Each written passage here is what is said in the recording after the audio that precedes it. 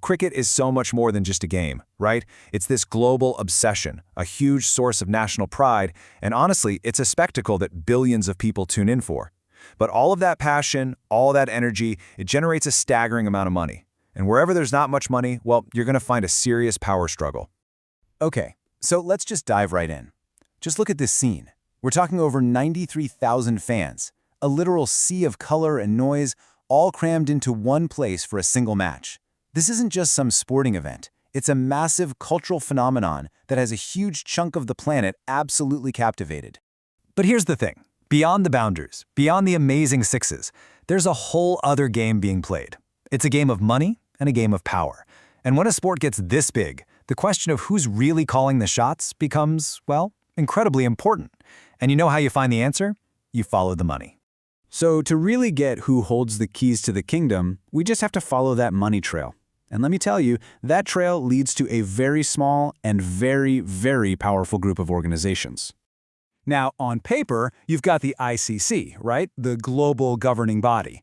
But in reality, the real financial muscle? That sits with just a handful of national boards. And among them, one of them stands head and shoulders above everyone else. And that brings us to the undisputed financial engine of world cricket, the Board of Control for Cricket in India, or as you probably know it, the BCCI. It is, without a doubt, the richest and most powerful board in the entire game. And listen, when we say rich, the scale of it is it's staggering. We're talking about a net worth of around 18,700 crore rupees. To put that in perspective, that single number absolutely dwarfs the budgets of most other cricket boards combined. So you might be asking, where does all this money come from? Well, a massive chunk of it is generated by its game-changing domestic T20 league, the Indian Premier League. I mean, the media rights for the IPL alone sold for a jaw-dropping $6.2 billion US. That's for a 5-year cycle.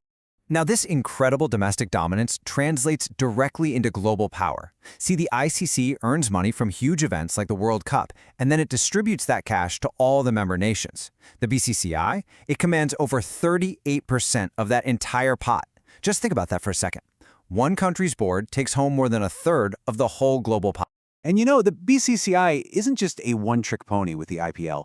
It has built this really diversified portfolio, pulling in huge sums from its share of the ICC money, other media rights, and even just interest from its massive investments. But all this money doesn't just sit in a bank account. No way. It translates directly into influence. It shapes the schedule, the rules, the very governance of the global game. I mean, have you ever wondered why international schedules often seem to prioritize these really lucrative tours in India? Well, that's influence in action. A few years back, the ICC's whole governance structure was officially reformed, and the stated intention? It was to give greater financial recognition to the members who contribute the most. In other words, it was a formal way of saying what we already know. Money talks. So who were the architects of this whole new model? Well, it was leaders from the so-called Big Three nations, India, Australia, and England. This new structure basically put them into key leadership positions on the ICC's most powerful committees, cementing their control over where the game was headed. But as you can probably guess, not everyone is celebrating this new reality, where your financial contribution equals how much control you have. From other corners of the cricketing world, some really serious concerns are being raised about fairness, and frankly, about the very future of the sport. Critics, like Tim Cutler from the Vanuatu Cricket Association, they put it pretty bluntly. They argue that this concentration of power is only going to exacerbate this imbalance, creating this permanent, massive gap between cricket's haves and have-nots, and that could really stifle the game's global growth. And this whole situation leaves global cricket at a crossroads, really, balancing two competing ideas. On one side, you have a model that rewards the financial engines that keep the whole sport running, and on the other, you have this mission to spread the money out more equally to truly grow the game in new countries and make sure its future is actually global. And that really brings us to the central question facing the sport today, doesn't it?